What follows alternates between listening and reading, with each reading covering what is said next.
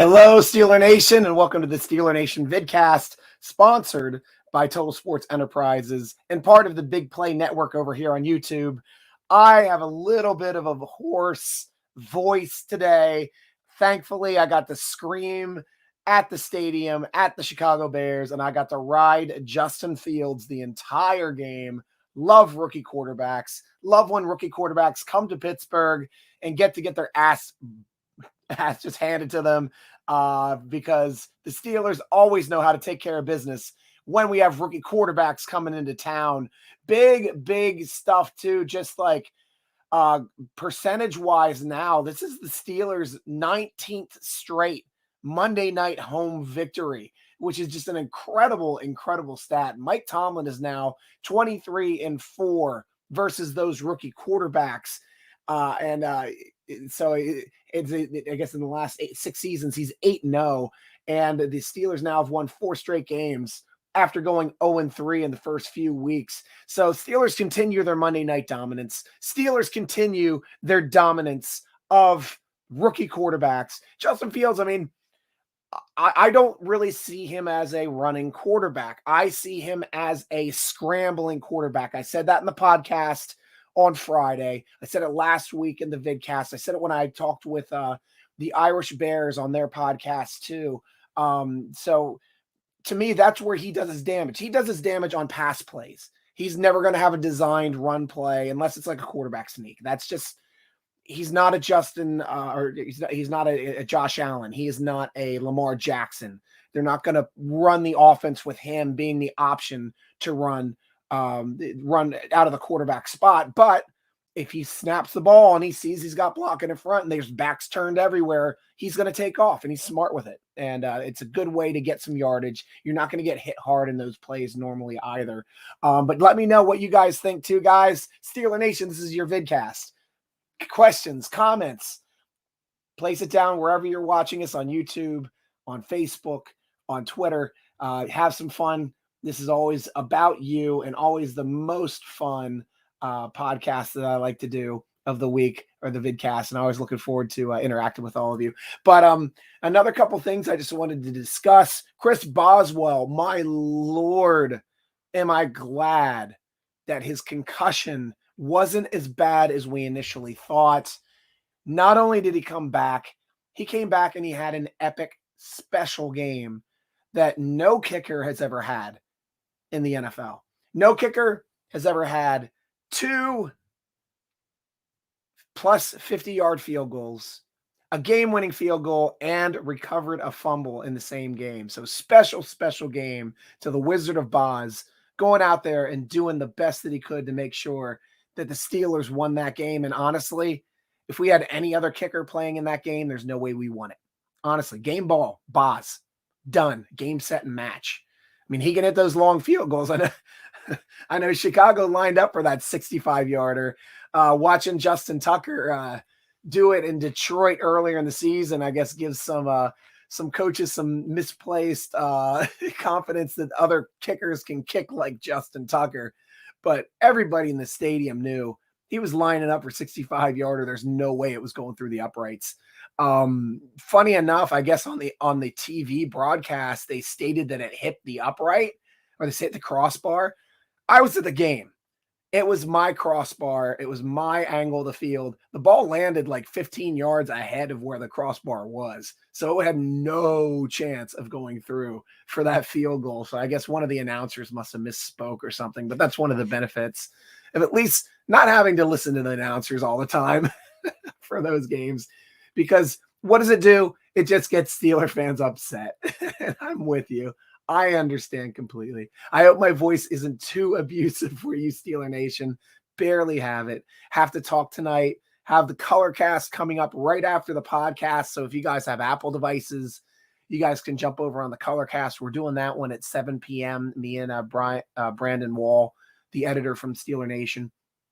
We always have a great time, and that's a fun Q&A where you get to talk and be part of the podcast directly. And it's really a lot of fun. But right now I get to have fun with you guys on the vidcast. Questions, comments, feel free to throw them down. I'm happy to talk about the game. I'm happy to talk about OBJ, which I think Steelers, now that the injury situation has come out, it looks like Claypool is not only injured and being evaluated, but he's having an MRI done on his toe tonight. So I am really concerned about when a coach says MRI, especially on a body part. It means something's up. And now we're in a special situation where OBJ is now available. He cleared waivers.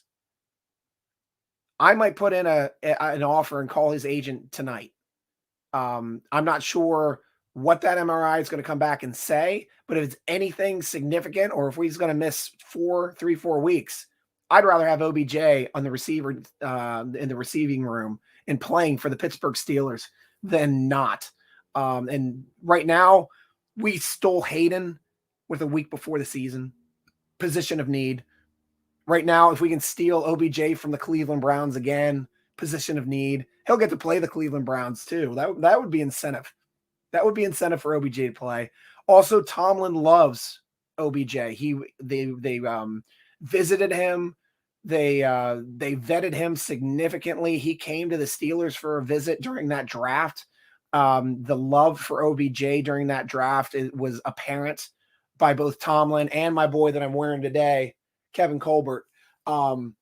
Those guys are just all over his talent as coming out of college. I mean, you could see it had flashed some special ability. Really could not capture what happened at the Giants, but the Giants had a Hall of Fame quarterback throwing him the ball. Eli Manning's a Hall of Fame quarterback. When he transferred over to Cleveland, yeah, I mean, don't have the best quarterback. And it did not help having a father tweet out every time and do a cut up of every time his son was open and showed how Baker missed him so many times. That just doesn't help in any situation in football. There's going to be times where you're open and you're going to be missed. It's part of football. And to throw Baker under the bus that way, yeah, he's not a Hall of Fame quarterback. I don't think anybody's ever going to argue and think that Baker Mayfield has any potential of being a Hall of Fame quarterback. No way. But if he goes to Pittsburgh, he gets to play with Ben one last time. Ben is a Hall of Fame quarterback. Ben can give him some numbers. I mean, he'd only be just a rental for the rest of the year. We would not be signing, I don't think, OBJ to a significant contract. He probably want to play the open market, get paid again, no matter what next year anyway. But he said he wanted to go to a playoff contender. I know, like NFC, he's thinking about possibly New Orleans, thinking about possibly Seattle, San Francisco. But Pittsburgh's got a way on the mind too. Pittsburgh's a team on the up and up. Great coaching, solid winning. And he wanted to go to a winning franchise, a franchise with a history of winning, and that is the Pittsburgh Steelers, the biggest winners in that division. Haven't had a losing season since year before Ben was drafted. That was it. 2003, right? I guess he's drafted in 03, the 2002 season. So, I mean, or sorry, 2000, yeah. 2002 season. So, yeah, it's been a while. It's been a while since Steelers fans have had to see a losing season. So, yeah, I'm all for OBJ. You guys can say I'm wrong. Go ahead, sound off. Let me know your opinions. Would you take OBJ? Would you want him to come in and be part of this receiving room, especially not knowing Claypool's situation moving forward? We already don't have Juju Smith-Schuster. You know, what are your other options? Try to pull Larry Fitzgerald out of retirement. I'd love to do that. I would love to have Larry Fitzgerald. I think he is a great team player. I think he has one of the best hands ever to play the position in the NFL, period. He's a Hall of Famer. Guy's a monster player, huge work ethic, huge competitor. Love having those guys, and huge locker room and team guy. Brian Ness over on Facebook. Brian, how you doing, my friend? Why when they have a big lead, do they always let off the gas pedal and let the opponent right back in the game? Brian, look around the league. There is no such thing of having a big lead and winning games anymore.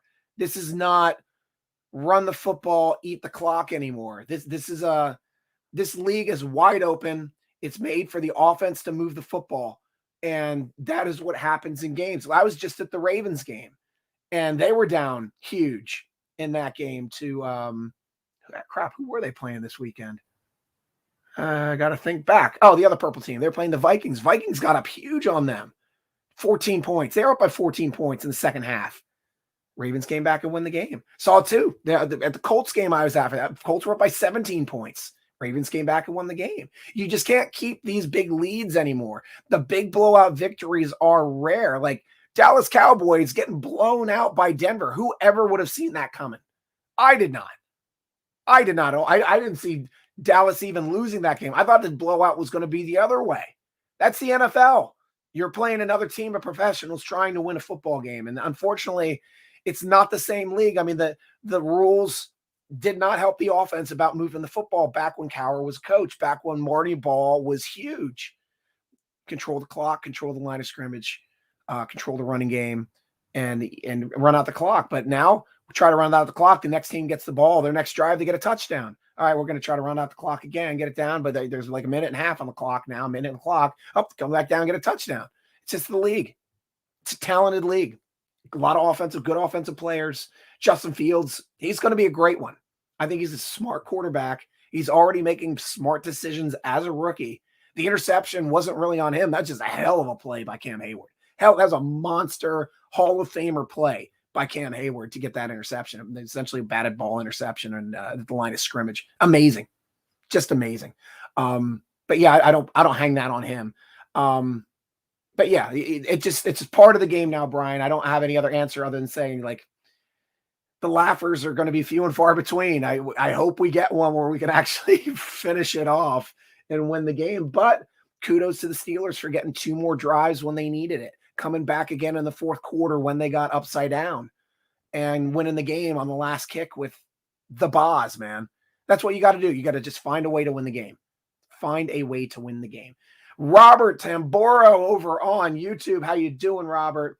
OBJ would cost too much, wouldn't he, Stryker? No. That is why OBJ cleared waivers.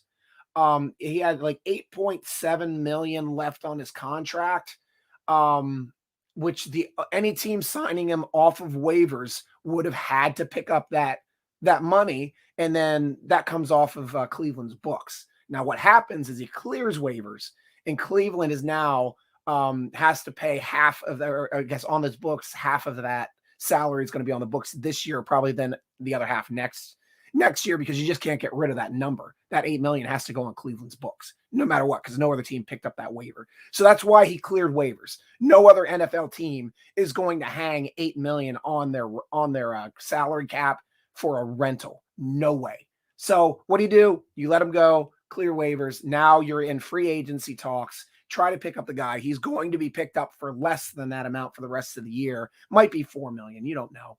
Might be league minimum. Depends on what kind of team he wants to go to, what his incentives are for playing, and his incentives are for winning.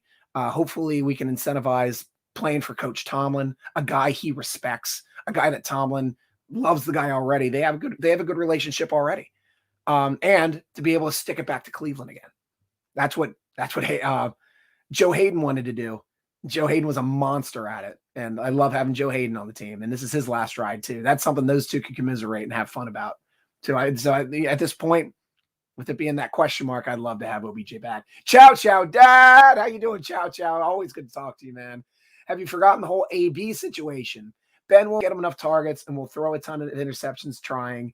OBJ has made it very clear he'll cause problems if he's not happy. No, well, to be clear, Chow, OBJ said he'd cause problems if the wrong team picked him up off of waivers. That is the quote. So since no team picked him off of waivers, that's moot. So now, because he was worried about going to a team that he did not want to be on.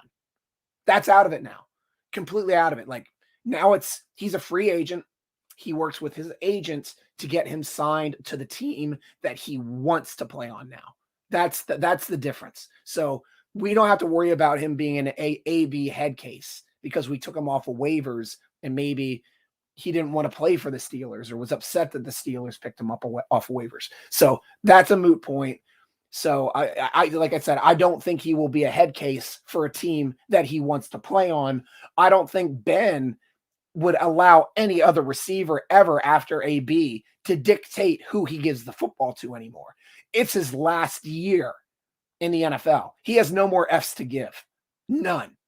Ben is having fun. He wants to win games. He doesn't care who gets the football. He's distributing the ball well. Moose is catching 2 touchdowns in a victory. DJ's going to be the top target guy anyway, and he always was. And still, that's the same thing in Cleveland.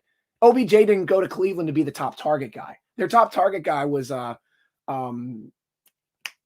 Jarvis Landry. And it's you're going to be throwing him the football the majority of the times because he's in that X receiver position. But OBJ has to make those plays on the other side of the field. He's the playmaker. He extends the football. He gets the touchdowns. That's what you need to do. You need to get him a chance to get the ball deep. You need to get a chance to fight for contested balls, which is one of the things he is the best at the NFL. That's why I'd like OBJ on the team. But he is smart about getting open, and he is smart with his body control. So for me, yeah, I'd like to have him back in. And again, ciao, Dad. You have another question. I finally remembered to put the questions back up on the screen. It takes me a couple of these to remember that. Steelers D, flat-footed and gassed. End of third, most of fourth quarter. And like I said, it's the NFL for you guys. NFL is made for the offense to move the football and score points, not for the defense to make plays. I mean, the defense has to make plays. The defenses now in the NFL, the good defenses are the defenses that get interceptions and turnovers and force fumbles and get sacks. Steelers have had the most sacks in the league for the past 4 years straight. They're looking to do it again this year. You got Watt, all-world monster, with a 3-sack night. Put those sacks in a bag. Ring them up. That's high stuff there, man. Top-rated defensive player of the year, worth every dime. Now, the number 5th most sacker on the team. Just past teammate Cam Hayward, who got the interception, but could not hold off. He was number 5 on the Steelers list for 1 week until TJ Watt. I was like, TJ will pass him sometime this season. Took him 1 game. 1 game, 3 sacks. TJ passes Hayward. Amazing. So now he's in that elite air too of players with 61 sacks in their first 5 years. Let me bring this up on my phone here because I did grab it from Alex Kozora. I love him. He's over at Steeler Depot. The guy is just a Steeler wizard. Great mind for football. Big statistician guy at every training camp, and he always does some fun stuff. But let me bring up my screenshot here from him. Oh my gosh, I'm such an old man with technology. Oh, how do I find, honey? How do I find my screenshots on my phone? All right, there they are. Okay, here are the players in NFL history with 61 sacks in their first 5 years. Keep in mind, he still has a half a season to play to add to these 61 sacks. We have Reggie White, J.J. Watt, Al Baker, Deacon Jones, Derek Thomas, DeMarcus Ware, Richard Dent. 5 of them are Hall of Famers. 2 of them come from the same household, the Watt household, and they probably will be. JJ's going to be a Hall of Famer. TJ's on the trajectory to being a Hall of Famer. So neat, great stats. Thank you, Alex Kozora, for providing those from your Stats of the Weird column, which I always enjoy reading. I'm a big lover of the old TMQ Tuesday morning quarterback article that used to be put out by Greg Easterbrook every week on both NFL.com and then ESPN.com. Guy was just fun to read, big stat guy, big analysis guy, how the game of football should be played. Always go for 2, rarely punt, kick early, go for it late. He always had some great ones. And always just showed examples throughout the league. And when coaches just didn't want to go for it and how they take the safe play to make it look like they weren't trying to lose the game or they played not to lose as opposed to playing to win. Robert Timboro back again, my friend. The second thing is you should laugh at me because I'm doing voice to text from my phone sending this. And when I mentioned Juju Smith-Schuster's name and it said type Juju, well, that's speech to text for you. Always having fun with that stuff too. And it always gets it wrong for me. And I'm with you, Robert. I always do speech to text. Ciao. Man, I hope you're right. But I don't see that ending well. To me, I just don't see it as like anything that it could be like it's not a big risk reward situation. Yeah, if we tried to lock down OBJ to a long contract, yeah, he might get upset over time with Ben leaving and not having another quarterback that he's not happy and can't get him the ball. Yes. Yes, easily. But for 1 year as a rental player for a team that's pushing to try to get a Super Bowl for Ben in his last year, great defense, improving running game. I know they took a step back last week, but they still have all the parts in place, and they got the right running back for this team. They have the right running back for this team. I know Connor's doing great, guys. He is. And I'm happy for Connor doing great over in Arizona, but he's got a better line, and he's healthy for like his first time in 3 years. I swear he played like 6 and 4 games the last 2 seasons for like 10 games in the last 2 years for us. It's like there's no way we could give him another contract. I understand that. It's time to move on. But I'm happy as hell that he is healthy, he's doing well, and he's leading the league in touchdowns. And now we'll pass Derrick Henry in touchdowns if he gets one more. So great job to Connor. Pittsburgh guy through and through. I'm always going to root for Connor as well and his success. But it's never going to be an either or thing for, oh, we shouldn't have gotten rid of Connor. Look at how he's doing. He would not be doing as well behind this line. He's already run behind this line for 2 years and had a tough time doing it. So it's Najee's turn, and he's doing a good job. Though I would love to have Connor as the backup. He's a better backup than any other guy on our roster. So I'll give you that. I will definitely give you that. And you said that too, G. Just want to add chow. I just can't see OBJ fitting in with the receiving room. Guys, you got to realize that it's OBJ is not actually a disgruntled guy. He's actually a pretty good teammate. When he first came into Cleveland, he ended up buying shoes for the entire team. He was working. He loved the receiving room. He loved his fellow receivers. There were talented Pro Bowler guys in that room. Just didn't have a quarterback that could get him the ball consistently. Man, come on. It's Baker Mayfield. Would you be happy being a receiver having Baker Mayfield throw to you? A guy they're trying to crown as their heir apparent? The guy's just a guy. He's like Bubby Brister. He's Bubby Brister good, honestly. And if you guys don't know Bubby Brister, 1989, that was his flash in a pan year. Got the Steelers to the playoffs as a wild card. We upset the Houston Oilers on the last second Gary Anderson kick. Go and play Denver the following week. John Elway in Denver the following week got up early 10-0 in that game in Denver, but ended up losing that game. But yeah, different situation. I think he'd do better in this receiving room. We've got leaders in this room. Juju's a leader. Juju isn't off the team. He's injured. He's on injured reserve. He's still in that receiving room. He's still on the sidelines. He's still a positive influence for the receivers on this team. I think Claypool's got a good head on his shoulders. I think DJ's got a good head on his shoulders. Ray, I don't know enough about him to say anything about it. But this also creates an opportunity for a guy like Anthony Johnson to be able to come up on the roster. A couple of people were asking me on the show last week about Anthony Johnson. Now you're in a situation where you can elevate Anthony Johnson to the roster. Also, you're in a good situation because now you have James Washington playing his natural Z position, which I've always said he will do the best, playing in that Z spot, which Claypool is our starter. If Claypool's not starting, he will do well there. That's the best position to put Washington on the field for success in what he does. He's really good at that role on our team.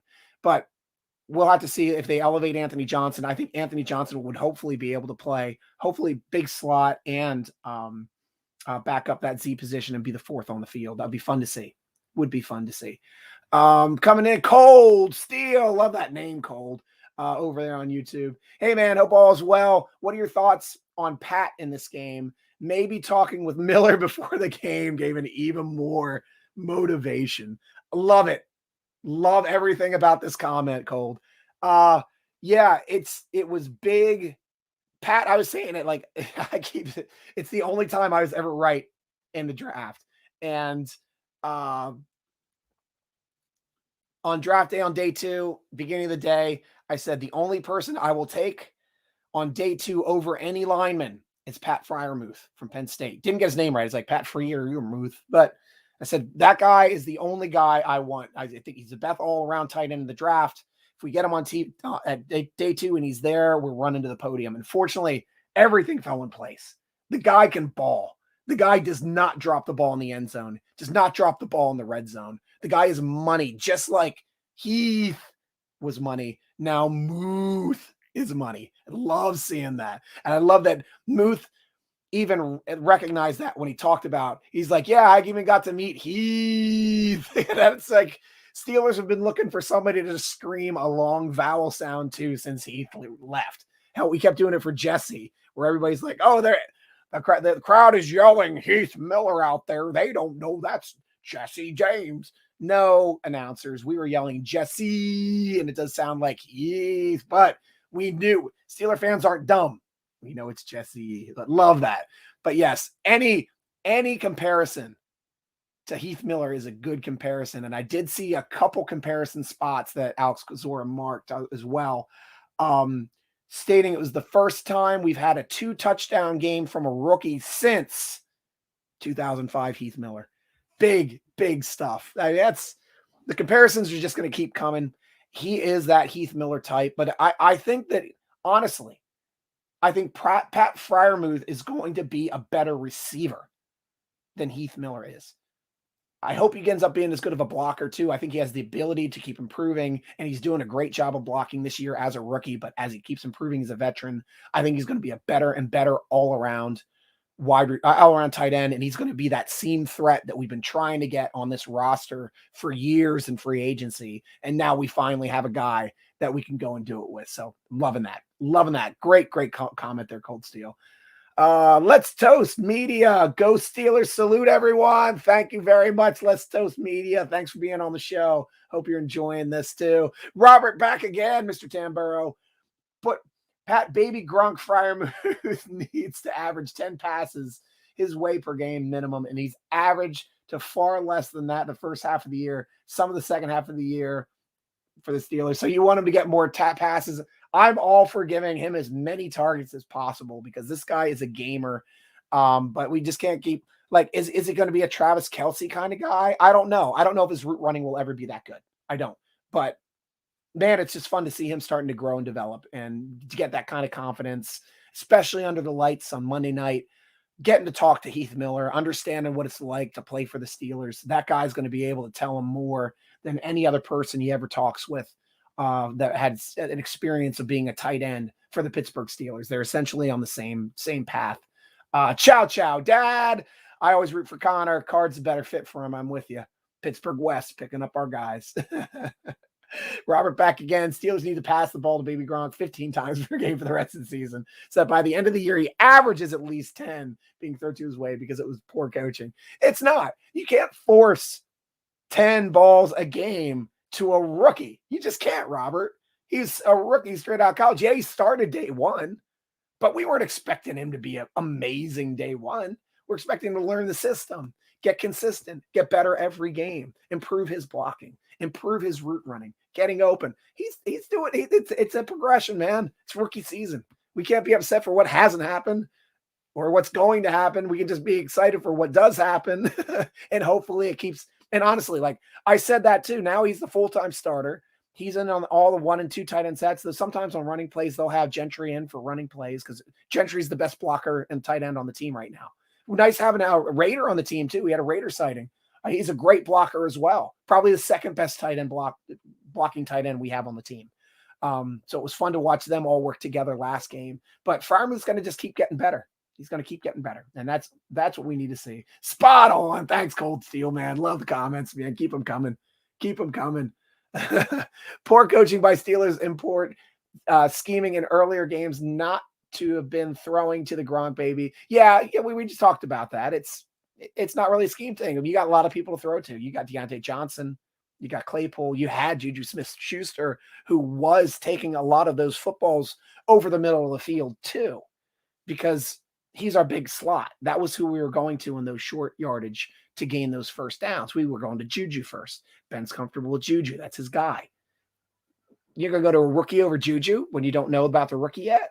You're going to force 10 balls to the rookie when you have Juju Smith-Schuster playing right there on the other side? No, it's just the way it progressed on the season. So, yeah, way to go. But he's a monster. We love it.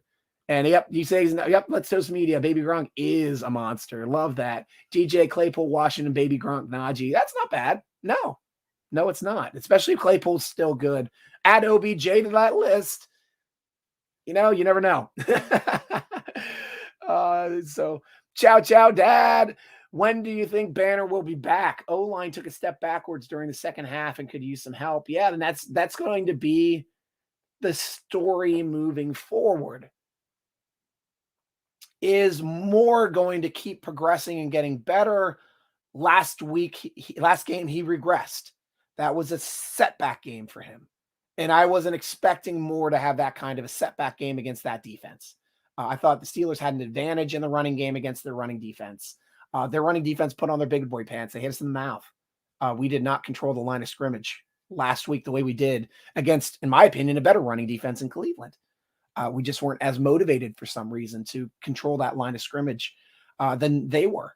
So kudos to the Bears for playing hard in that game, pushing hard, putting a lot of guys in the box and forcing those young offensive linemen to make the right reads and the right plays. And unfortunately, Moore didn't have his best game. He did not have a great game. Banner, I think, should have been in 4 weeks ago.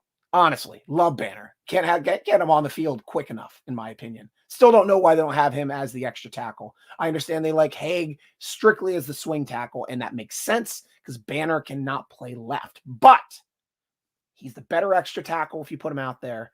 And no matter what, if you have an injury on that line, if Chooks went down, Banner's instantly right tackle.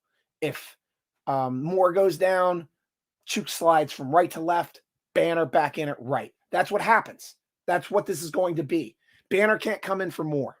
Banner can't play left. He can't go left. We talked about that on the podcast when I interviewed him earlier this season, just coming off right before he was activated from the list. So, it's for what it's worth. I want Banner on as quickly as possible. I can't wait for him to get here. Steelers might have to make that decision earlier than later because the way that the line was progressing, it was kind of like, don't fix it if it ain't broke. And I understand that. We've had 3 straight games of progression, doing better every game, winning 3 straight. Now we're on our 4th straight win, but we regressed. I mean, you still should be learning things and getting better each week. The line did not get better last week. It took a step back. So how do they get them to take a step forward? If putting Banner in there does it, I'm all for it. I'm absolutely all for it. Chow. So you know me, I will always talk Zach Banner any day of the week. Yeah, it's insane too with the way that the Bears ended up scoring and getting their scores. Special teams, defense, kind of really helped out that team because honestly, their offense, I didn't think could score touchdowns on our defense. I just didn't feel like that offense could score touchdowns, but you give them enough possessions. Eventually Fields got one into the end zone and did well. But it's just like, I just wasn't afraid. I just was not afraid of their offense at all. I just didn't see it, but turnovers ended up being huge. Ray fumbling the punt return at 6 minutes to go in the game. That should have been ice in the game.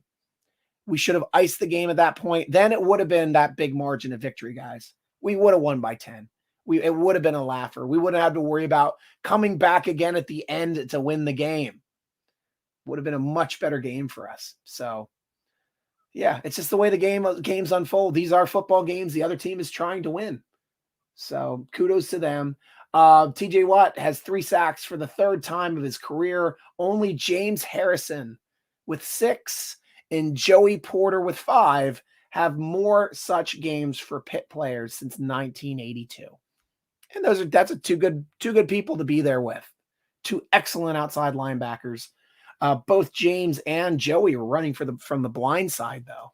That's interesting. Like, usually your biggest and your best pass rushers are rushing the quarterback from the blind side on the right-hand side. TJ Watt's doing it from his face. He's saying, I'm looking at you, I'm coming for you, and he's getting them. Love that. He's a man among boys. He is an alpha male among alpha males. The guy is just something else to watch. Absolutely something else to watch. Here we go, Robert. Juju only had a couple 100 yards all season, so lack of throwing to Baby Gronk wasn't because Juju was getting so much attention. Let's tell the truth. No, I fully say, Robert, I'm sorry. You don't target a rookie 10 times. You just don't until he starts showing progressively that he can do it. And this is a statement game for him. He had a statement touchdown last week, got more targets this week, 2 touchdowns this week. Now you start targeting him. Can't be upset for not targeting him. We weren't winning those games anyway. We were injured like a Emmer effer. No freaking way are we winning. Were we beating the Raiders when we lost 2 starting defensive players on Friday going into the game, and then we lost 4 other starters on defense, 6 starters down on defense in that game. We could not compete with them. That's why they blew off full touchdowns against us. That's why we couldn't compete against Cincinnati the following week, trying to wait for everybody to get back and healthy and trying to learn how to play without Alu, without Tuitt. You know, these types of things, part of the season, part of the correction. It's not a one-person thing that creates success. It's a team at 22 and special teams. You know, having back Boz. Boz was the reason why we won last week.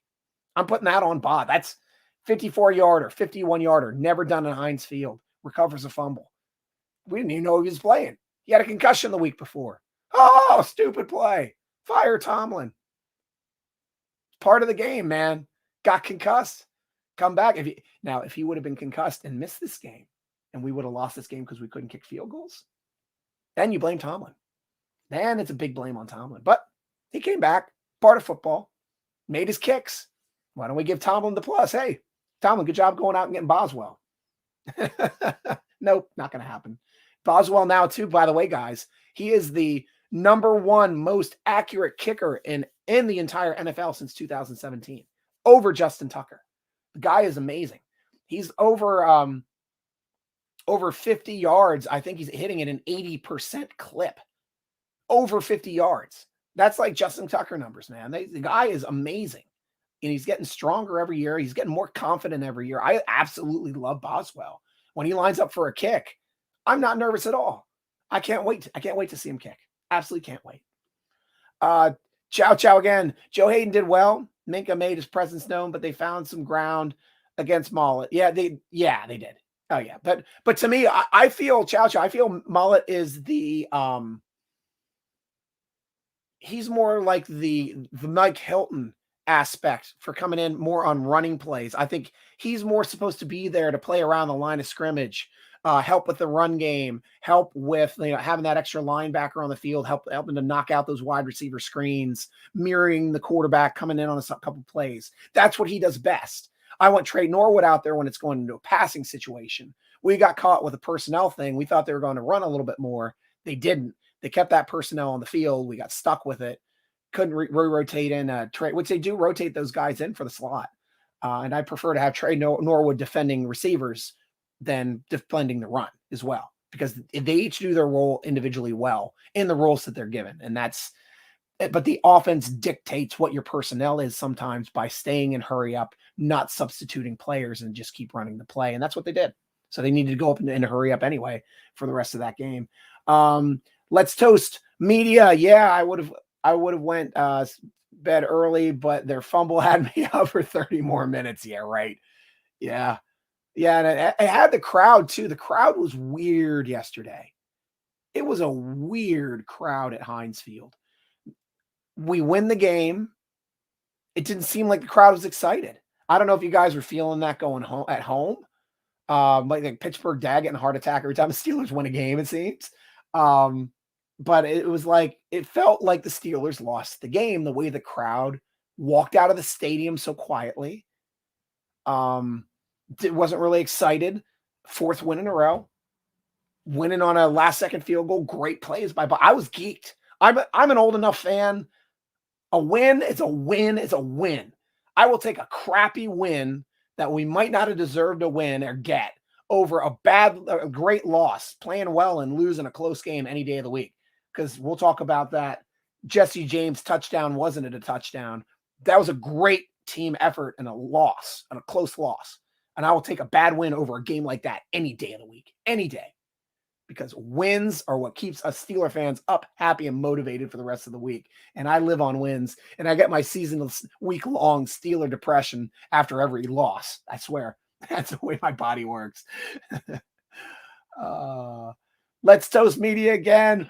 Bush will be better in a few weeks. I think he's still playing a little cautious still. Our defense will get better. I didn't actually get to see the film yet. I hear a lot of Steeler Nation is upset about Bush. From the stands, I really couldn't tell from where I was that he was a liability or having issues or getting caught in the wash, but I will watch the film. I was trying to watch it before the game. I just had too much family stuff going on today that I couldn't get to it yet.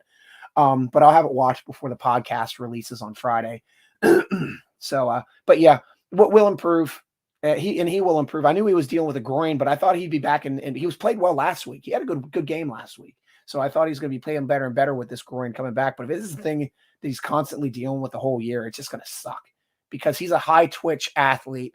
He needs his groin at 100% to do the special things that we know that Bush can do. And he just isn't playing to that speed yet. He's just not. Brian Brown, how you doing, Brian? Great to talk to you, man. I'll take the win. Lost another year off. Dude, my heart is still going right now, Brian.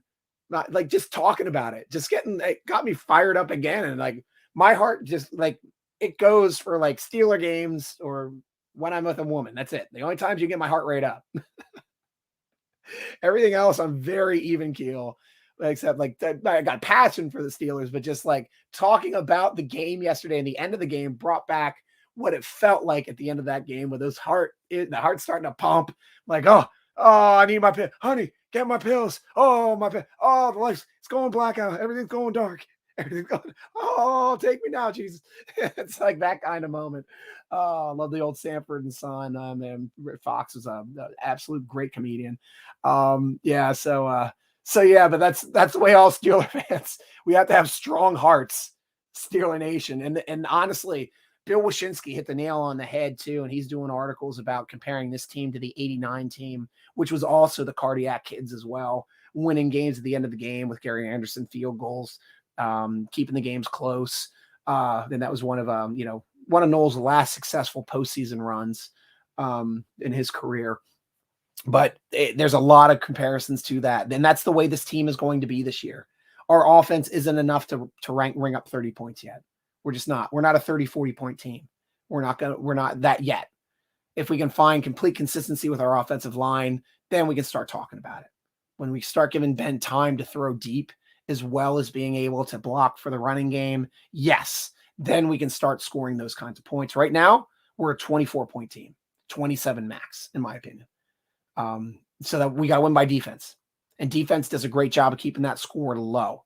And they did their job again, but they weren't on the field for the turnover return back for a touchdown from Ray. Thanks, Ray. But it's going to count against our total score, and it might even count against the defense as well. But I'm not sure how that works out. Cold Steel this year has Super Bowl XL vibes. Hope I'm right. And I'm with you too, Cold. I love the way that this team plays hard on defense. I think their defense is special. And when they're clicking and everybody's doing their job, they're very difficult to beat. So yeah, we pressure the quarterback as good as that old Joey Porter, Joe Haggins lines, Harrison coming in rotation every once in a while. That was a great pass rushing group there to watch as well. And loved watching those guys play together. And of course, like their secondary is far and away above what we have too. I just think that they were way more solid across all the positions. It was a solid secondary, much better. Both had incredible Hall of Fame caliber safeties with Polamalu and Fitzpatrick, but the Robins of those Batmans. I'd rather have a Ryan Clark type player over a Edmonds player any day of the week. There's just no comparison there. There's none. That guy was a hell of a player, hell of an athlete. And we were lucky to get him from the Redskins at the time, Washington football team now. So yeah, great call. I like that. I like thinking that way too. And I think that can happen again this year. Hopefully that's not a cardiac run though, like in the playoffs when we have to be the 6th seed and win on the road every week and then win the championship. But I'd love to see that. I'd love to see Tomlin do that with this team. Dan Ward Jr., good for a rookie, but don't Steelers currently have better left tackle in Joe Haig? Coaches are underutilizing their best players and just in the hopes for future years. I'd say that could be like, I can see that, Robert. Honestly, I can see that as a valid opinion.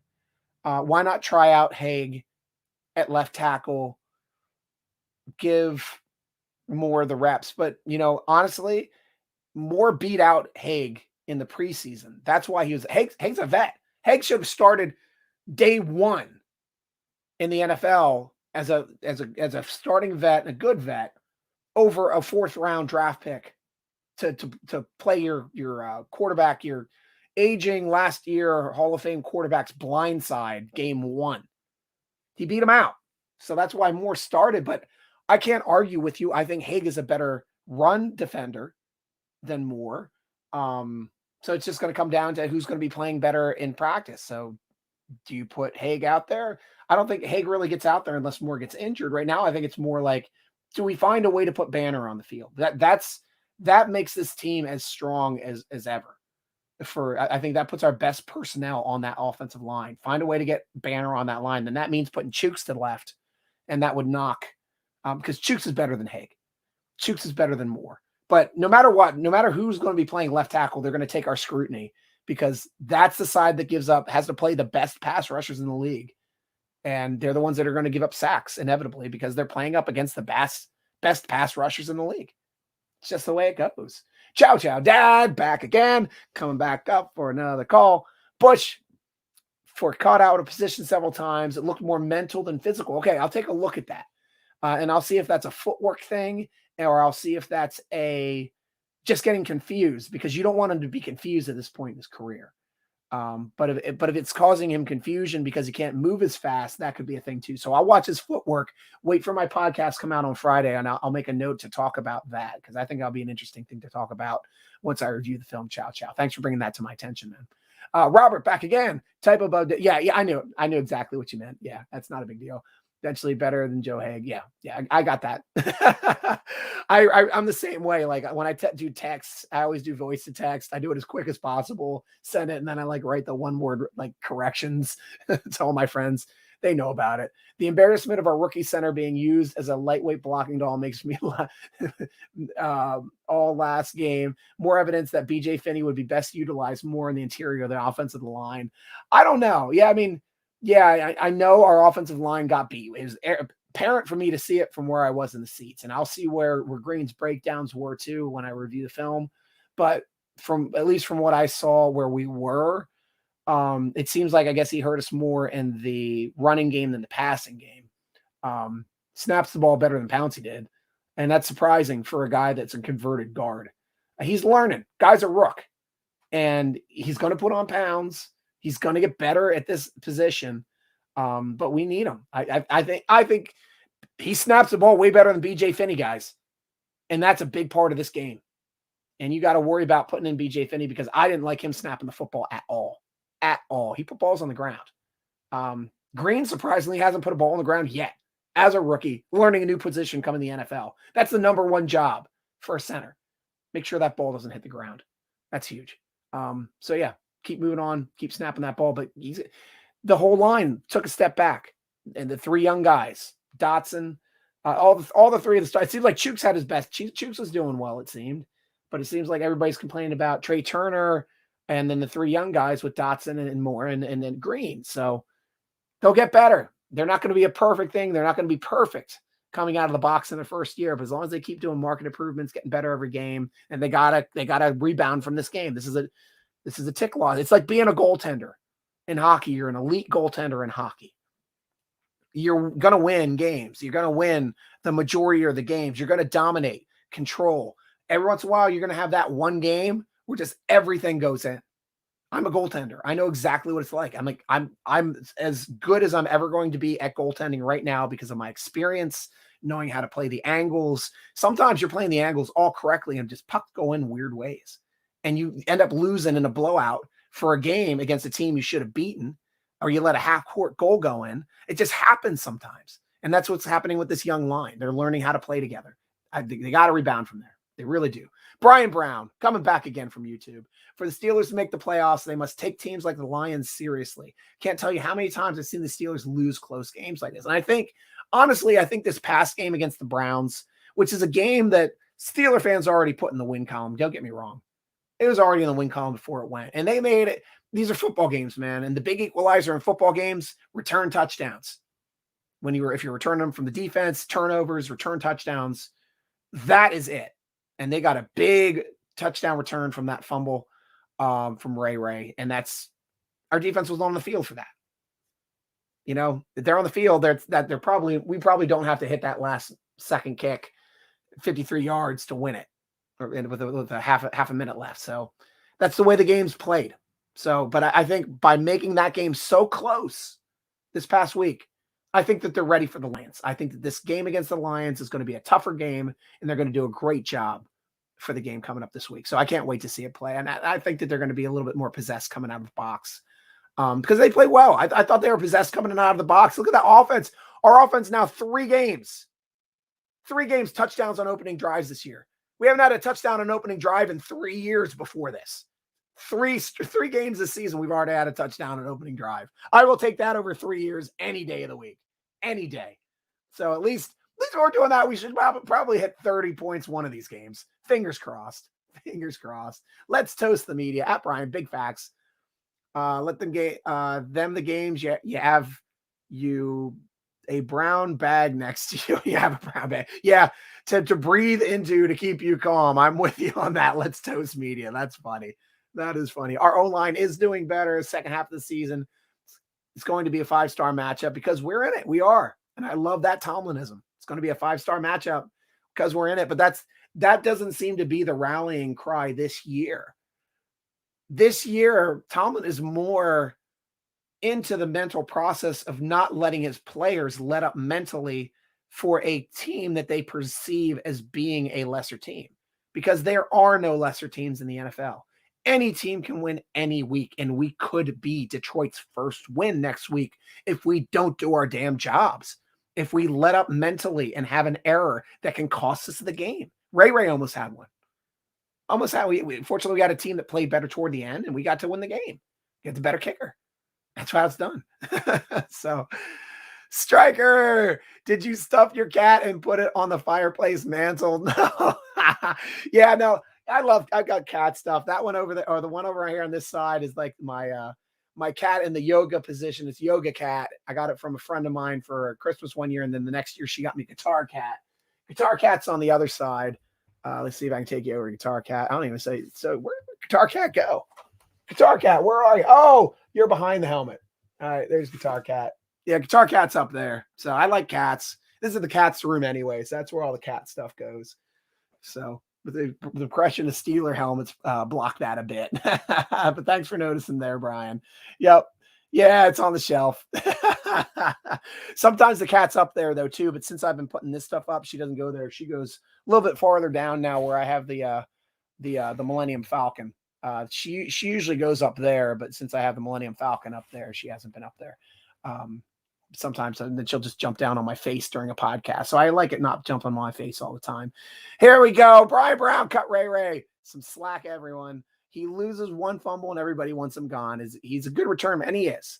He is a good return man. I think he'll be fine. Like, he put one on the ground last year too, and he lost. So, he's average. Yeah, well, that's a good, you can have your own opinion, Mighty Guru. Good to see you too, Guru. Oh, love having you here on the vidcast. He's average. I can't complain about it. Like when he was first our starting returner, I thought he was special. I thought he was electric every time he had the ball in his hands. I thought he had the potential to pop off any play and make a play. But now he seems way more conservative.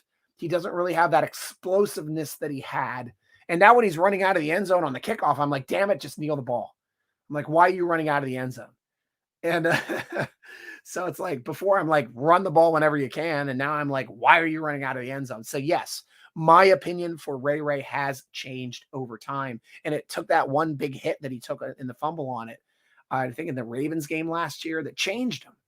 Like since that point, he's been a more conservative returner. And I thought he was going to shake that off and start this season anew, but he still hasn't regained that special electric feel that I felt that he had, that kind of explosiveness when he first burst on the scene as our returner last year.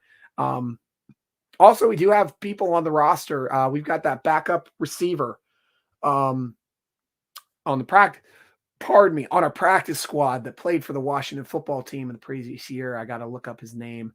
But he's a punt and kick returner as well. So if we ever did anything, it would be something like, well, maybe we'll sit Ray and promote this guy for a game type of thing. But yeah, I don't know. I don't know if we need to throw the baby out with the bathwater yet.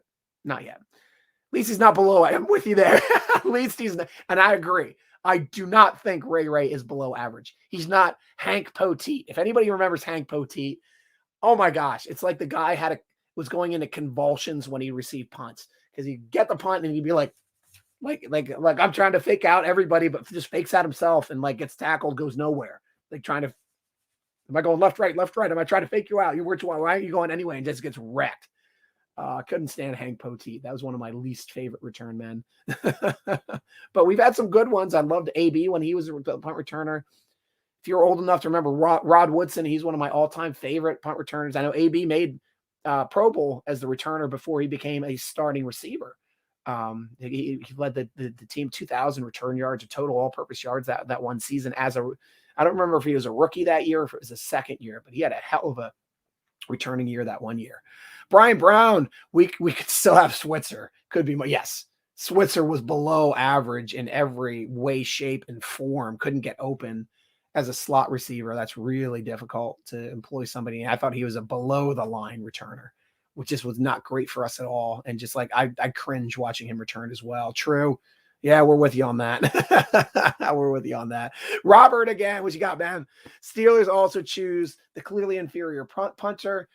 Yeah, this is the game we're going to play, guys. Numbers showing the talent. I understand, or they're developing, but LT critical at best now is Joe Haig. They're developing, but I don't know. I don't think that Joe Haig is still the best left tackle on the roster. I still think that Chooks is probably our best left tackle on the roster. And going into it, like Moore would not have started. Banner came out of the box ready to go and healthy. Banner would have been right tackle. Chooks would have been left. Two best friends playing, bookending this freaking line. And it would have been fun to see. But that's not what we got. We got to figure it out. But for the punting game too, like I was always, and it's interesting too, because this is a battle progression that's gone over for the past four years. With every year Barry was competing against someone in training camp and beat them out. Or he was competing against Brad Wing that one year, and we were able to trade him for a low draft pick to the Giants.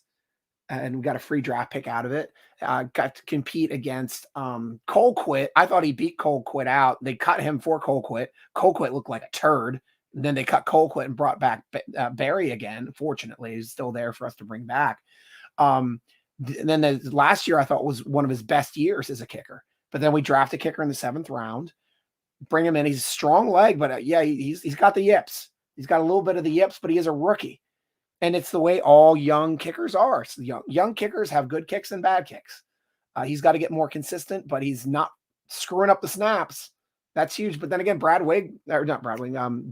Jordan Berry was 100% on his snaps as well. He's a great snapper. Great placeholder. Sorry. Great placeholder. Does not screw up placeholds. And that's these are high pressure kicks that Presley Harvin III is putting down on the ground for the best, most accurate kicker in the NFL over the past 5 years. That says something. We have a new snapper and new placeholder with Kuntz beating out to Cam Canada too for the team. So yeah, I mean, we can start splitting hairs and now start looking at the numbers. I'm glad. And there's no doubt in my mind when we cut Jordan Berry, the competition was, we had a 1A and a 1B punter. So who are you going to cut? You're going to cut the guy that you've been trying to cut for the past 3 years by bringing in other people, or you're going to cut the guy that you used a drop pick on, because that would have been the thing that we would have heard Steeler Nation. Oh, Steelers wasted another draft pick. Look at idiot Steelers. What are they doing? Great job, Tomlin. Wasting another draft pick on a 7th rounder, a punter. You don't draft punters. You pick them up in free agency. Yeah, they're best punters in the league are from undrafted rookie free agency. I mean, come on, guys. There's a no-win scenario here for no matter which way would have gone in that situation. I'm happy as hell that Jordan Berry is doing well in Minnesota. And, he's playing for a worse team. He's going to have more opportunities to punt. Plus, he's punting in a dome, guys. Gets a punt in a dome. He's not punting on the rivers of Allegheny and a sub-freezing weather anymore, unless he's playing a one or two of the away games that they're going to be playing this year. But he gets a punt in a climate-controlled dome. That's already going to add to his already improving numbers over his career. And that's why his punt rate is going to be better. He's going to be a top punter. Like, he's always a good punter. He's punting in crappy conditions where we were. Every once in a while, he'd have a shank too. I mean, don't get me wrong. Jordan wasn't perfect. Steeler fans like, oh, why you still have that Jordan Berry guy? He keeps shanking punts. But he was fairly consistent. And what he was always good at was that Aussie roll, backwards roll, coffin kicking, pin him inside the 20, pin him inside the 10. That's what Jordan Berry does. That's what he did the best, one of the best in the league, one of the least amount of touchbacks out of any kicker in the league, because you get the most yardage for kickers if you're kicking that ball into the end zone. So make sure when you're looking up your kicking stats, take a look there and see how many touchbacks they have, because that's what matters in the NFL, having a low amount of touchbacks. You're under 3, you're an awesome kicker in my book. And that's Jordan Berry. He's like, over the season, 3, 4 max. That guy, will always be under 5 touchbacks on a season. And that's what you want out of a punter. It means that you're pinning people and you get them that way. So yeah, Rod the God was amazing. Guru, loved me some Rod. He's my all-time favorite Pittsburgh Steeler. Guy could do it all. Do it all. Money Bags, welcome to the show, man. Good to talk to you again. One fumble and everybody want to turn on Ray Ray. It's crazy. Yeah, we'll calm down. It's long. If he costs us the game, I don't think Steeler Nation would give Ray Ray any slack. But fortunately, Steelers found a way to win. At Money, I agree. Yep, let's Disney. Love these guys. I love these interactions here too. Switzer would take 30 steps and go 5 yards. How is that possible? Perfect point, Brian. Perfect point. And I'm getting some texts in here too. I'm just going to check here quickly because we got some Twitter things popping up, and I just wanted to make sure that we didn't have like some special NFL news that you guys would be incredibly interested, as I would as well. Yeah, we talked about. Yeah, it doesn't seem to be anything. Oh, they're talking about Ryan Clark. We were just talking about Ryan Clark as well. Cam Hayward. Yeah, just nothing new. No big news. I was just checking to see if anybody started tweeting out about OBJ or where he's going or what's going on. I remember Craig Colquitt. You're going back to 70s, right? Is that his dad? No, Doug. Yeah, Doug. Yeah, we got Doug, and Craig was the dad back in the 70s, the old 70s punter. But back then, punting wasn't like a full-time job. Ray Jarrella sucked. He was missing field goals and extra points and Super Bowls. And it's like kickers, like the kickers weren't like the big position that they are now, where it's a specialty position. That's all you do is go out and kick field goals, and you practice and practice and practice. And now we have like these different, we don't have the front on kickers anymore. That was the big thing. Everybody kicked from straight onto the football. You didn't come to the side of the football and wreck into it like the soccer style. That just didn't exist back then. So it's way less accurate. The wind controls the ball, and if you don't hit it perfectly, it's not accurate. Is it going to go straight? We're kicking it front end. We don't know. Where's it going to be? Same thing with punters. Punters weren't full-time punters. They had jobs. You don't pay punters in the 70s to punt a football. They had to go out and make money in the off season. You don't train in the off season. You're working at an auto dealership or insurance, or selling houses. These guys, that was what we were. The 70s teams before the 80s hit, before free agency hit, before people started getting paid. You had another job. NFL didn't support you. Not at all. Brian Brown, Roche is the only wasted pick for the Steelers. I may never get past that. I don't think it's a wasted pick. He's playing for the Giants. He's in the NFL. How's that a wasted pick? Only Steelers fans will get upset about losing the 2 fringe athletes that we had for the roster as rookies when we're starting 6 this year. 4 on offense, 1 on special teams. Norwood started on defense this year in the slot. Only a Steeler fan would be upset about losing out on a 5th or a 6th rounder. That one guy. What about that one guy? Yeah, they've got a chance of getting him back. Who knows? They might not leave him protected and stuff, but I'm all for him. I want him to be a good player. Do well. Yeah, no, that's good, Brian. Yeah, I think he had potential too. I loved the look of him coming out of the draft. I was excited to get a player with that kind of pass rushing ability out of the draft at that point in the draft. I was excited. A lot of Steeler Nation. I think Roche was probably the pick that Steeler Nation was most excited for late in the draft. We didn't know about Kendrick Green. Kendrick Green, is he going to be good? Huh? We wanted Najee. Najee, yeah. Pat Freiermuth. We wanted a lineman. Screw that. Pat Freiermuth. I was excited for Pat Freiermuth. I lost my S on the draft show that day. So yeah, getting Pat Freiermuth, I was super excited about. But yeah, who's this center that's not a center in college football? Starting center. Who's this left tackle? Deep tackle draft, 4th rounder starting for us. Who's this 7th round Trey Norwood? What flyer are we taking out? That's we only get these cornerbacks in the 7th round. Starter slot. The punter, we're drafting a punter. Starter. Upset about the ones that got away. We're like the guy that has like not even the hot girl that leaves them, but the girl that had a good personality that might have treated us okay. She had potential. We're upset about her leaving us. As Steeler Nation, we could have had Roche. Who knows? We still could get back Roche. I mean, the Giants essentially use our team to develop their outside linebackers anyway. They took Tuzar Skipper, where everybody lost their minds the year before. We ended up getting them back toward the end of the season, about 2 years ago. Tuzar Skipper went to the Giants, poached him off the practice squad. Same thing. They poached Roche. Hey, more power to him. Somebody put him on a roster. He's got a roster player now in the NFL. He wasn't ready to be on our roster yet. And in hindsight, yeah, that Jones pick was one that didn't work out. He was looking better going into the season. He played really great and progressed the entire preseason. He made Roche expendable. He made Cassius Marsh expendable. Cassius Marsh out there making plays in that game against us too. Why aren't we upset about Cassius Marsh making plays? Way to go, Tomlin. Robert, I understand why the Steelers want to develop the rookies. They're so good in a couple years, but right now get the worst partner awards, left tackle and worst center because BJ Finney. No, I do not think BJ Finney is a starter in this league. I don't. I think he's a spot starter and he's a backup.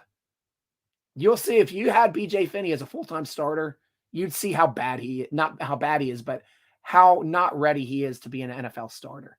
I mean, it seems like, let's ride the rookie because he's making mistakes, but it's better for everybody to not have BJ Finney. Like what I wanted though, Robert, I wanted the Steelers to have another good veteran starter capable backup center for the rookie. Like we had BJ Finney, who's never been a starter in the league. We had that other guy too that was the back that had spot starts as well. Names avoiding me from preseason, but they weren't starters. We didn't have any vet starters to really even compete against Green, and Green beat them all out. He's better. He is better. Craig Wolfley said he made $37,500 his first season. Wow, Wolf. Yeah, they didn't pay athletes back then. Until the advent of free agency, the NFL did not pay their athletes, and they were locked to their teams. I mean, good players will make a good salary. They did. Some of them didn't have to. Like the best players made the best money, but it's about what you get. 37,000. You're making that Walmart. That's Walmart money. Gold, steel, back again. I have high hopes for Norwood as well, my friend. Yeah, I like him a lot. Brian Brown, that's true, Striker. I think it's safe to say I'm a Steelers fan. Yeah, baby. Yeah, baby. Mighty Guru. Norwood has potential. Love the Muth pick. Me too. I know there's a lot of Steeler Nation on draft day being upset. Why didn't we get XYZ offensive linemen?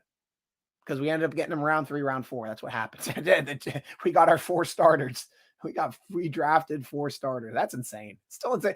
Guys, we are now 5-3 on the precipice of 6-3 with 4 rookie starters on offense.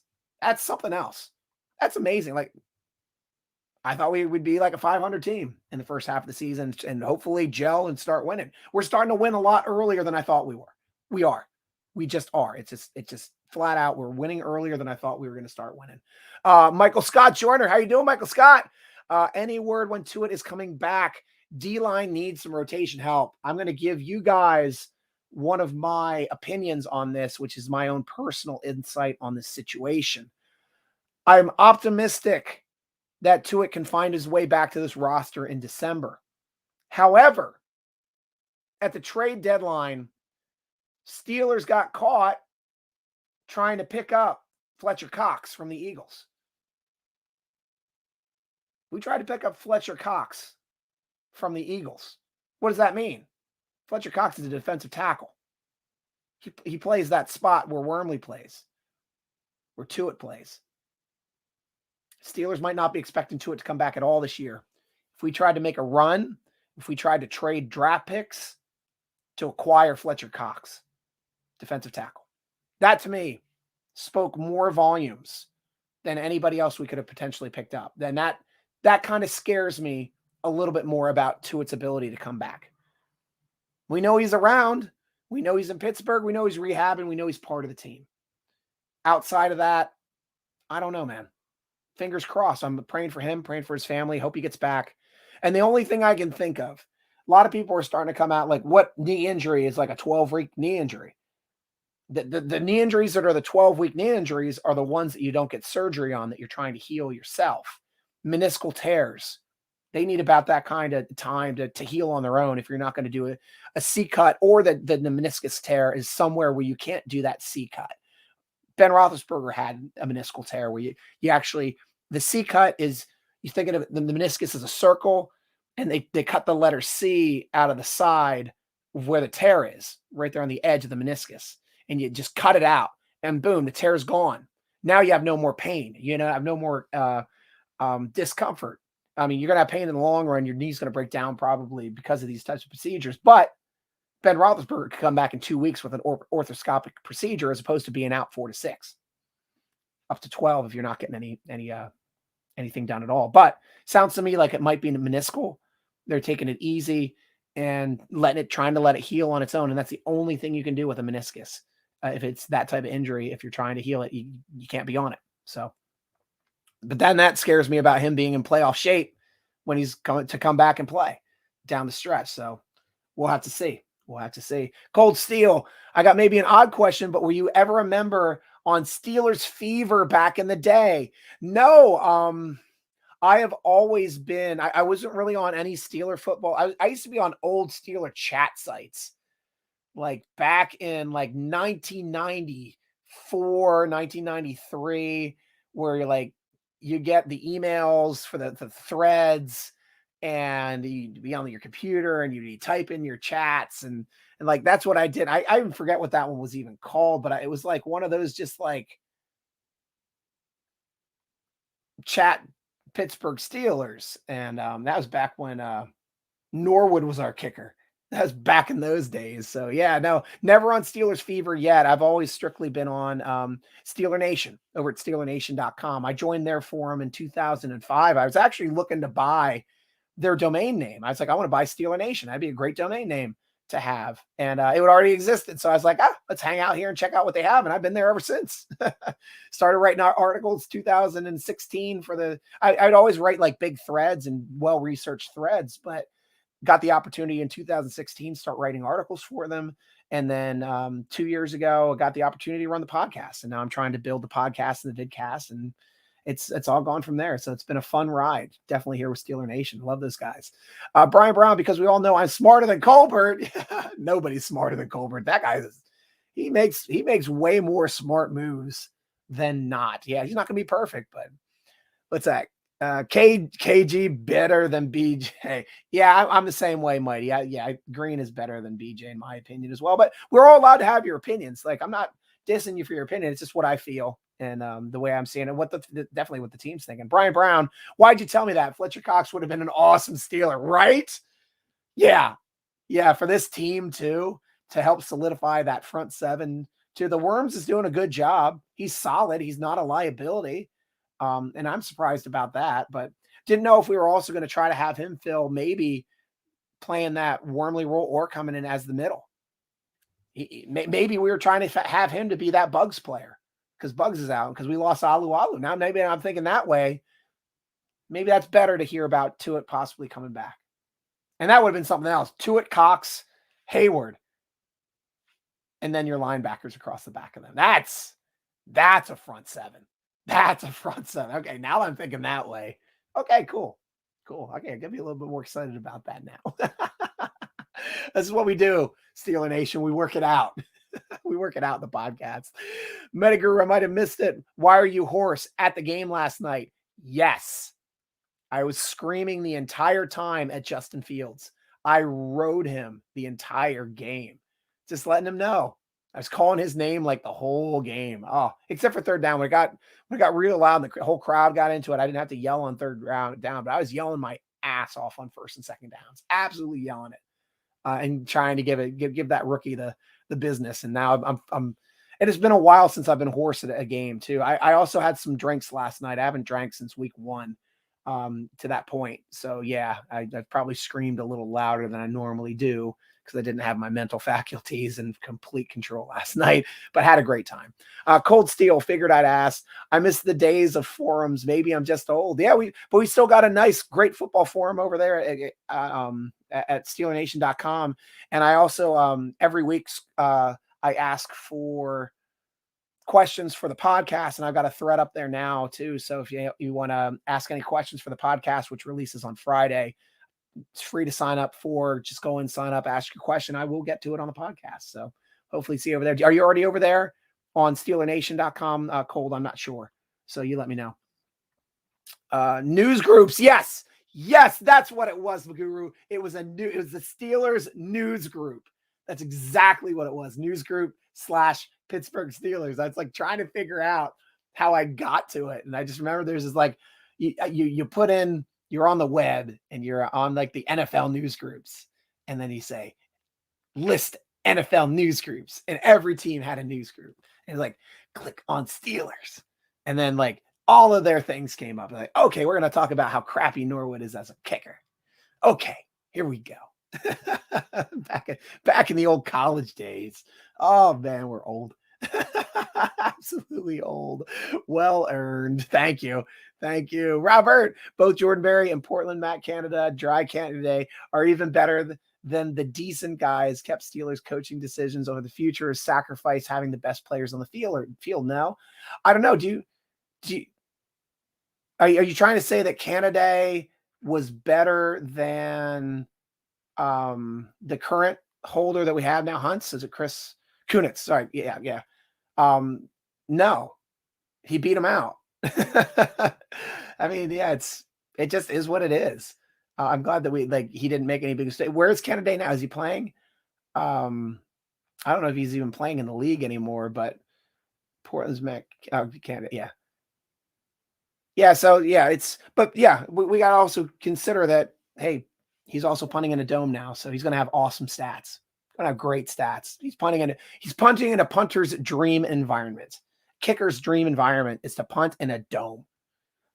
Everything is perfect. Conditions are perfect. Dude, you have like Boswell kicking in a dome. Dude, be unreal. You have Justin Tucker kicking. Justin Tucker is an outdoor cold weather kicker, and he's the best ever to play in the league. You put him in a dome, he'd be even better. But still, I'm glad he's an outdoor. I love watching those good cold outdoor kickers that end up being like, which is weird that the two best kickers in the league over the past 5 years are both cold weather outdoor kickers kicking in a stadium, our stadium, which is one of the worst to kick into. It's weird. Like he's like 80% kicking, 80% at 50 yarders in our stadium. And everybody else is like 20% for all other kickers combined, including Steelers kickers kicking 50-yard field goals. Though that was when, also considering when the south end zone was wide open to the water, and that really affected kicking. Like we got those weird gusts coming in from the stadium. Since we put up that seating, those gusts are gone. They're absolutely gone. So the wind is different. So you're going to get shear every once in a while come across like most normal outdoor stadiums in the cold, but that big burst that used to come right in through underneath the scoreboard. He used to knock that ball wonky, and teams did not want to kick that direction. And that was a big strategic home field advantage that Steelers had, that we were always trying to force the other team's defense to be kicking the last quarter, fourth quarter, right there into the open end zone. And it was the difference sometimes. It really was. So yeah, fun stuff to talk about. Cold Steel, I might have an old account on there. I actually might be able to contribute there in some way. I am a graphic designer and also work with WordPress Invasion. Awesome. Cold. Yeah. Jump on, give me a private message. We'll talk, man. Yeah, I'll put you in charge. I know Justin is the owner of the site. He posts as Steeler Fan 81. You can give him a direct message too. Say you talk to Stryker on the vidcast. You're in, man. We'll hook you up. Yeah, Kunitz. Yeah, Chris Kunitz. Right, Kuntz, not Kunitz. I said Kunitz. Kunitz was the linebacker, wasn't he? Kuntz. Yeah, Kuntz. Get it right, Stryker. That's why I got you guys. Thank you for you guys for helping me be righter than I actually am. Brian Brown, how do you think the Steelers can help the secondary from getting burned deep? Steelers are going to get embarrassed if they don't address this. Well, it has to come with scheming. You got to scheme for it. Sometimes you're going to get beat. Sometimes we're not going to be cover two. When you cover two, you don't get beat deep as much. That's what the cover two is set to do. So then it's just making sure you're understanding your responsibilities, your deep quarters or deep halves, and make sure nobody's getting behind you if you have a safety in that situation. You got to be helping out that guy. You got to be taking the deepest guy on the field because that's what a safety is supposed to do. Second part for helping that out, pass rush has to get home. Sacks, fumbles. Like we get the third and longs, those are the deep balls. We should be putting a quarterback on the ground. That's when we want our guys to put quarterbacks on the ground. So guys, thank you so much, Steeler Nation. This was such a fun vidcast today. Glad you guys were so involved. Great comments, great opinions, great questions, great discussion. I mean, guys, always fun. Come on back over to SteelerNation.com to check us out. I'm going to be jumping on the Colorcast here. So if you have an Apple device, go to the App Store, download the Colorcast app, or go to colorca.st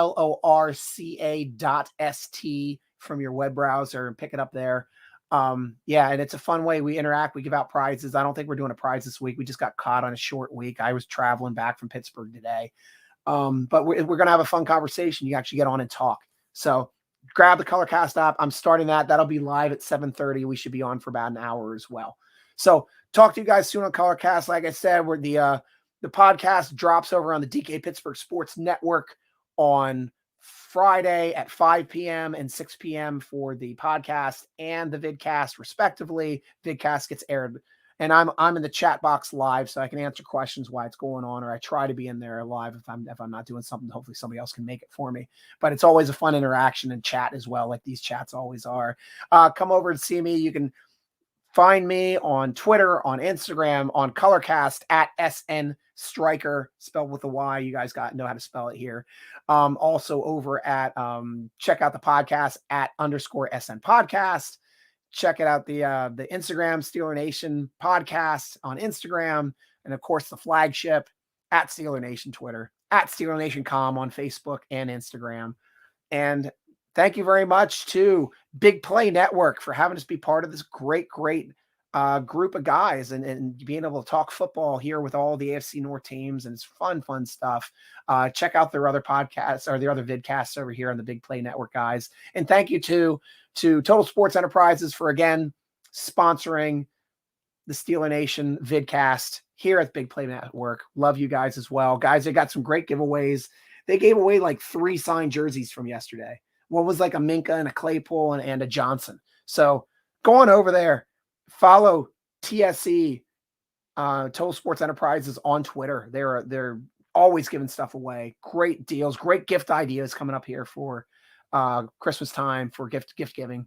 Do it. They're a great one. Yeah. So thank you very much, Steeler Nation. Steelers do rule. Brian, thank you, man, for being part of the Steeler Nation vidcast sponsored by Total Enterprises. I'm your host, Steeler Nation Stryker, rooting along with you as always. Go got to do it for a long time because I got to find my outro videos. Go!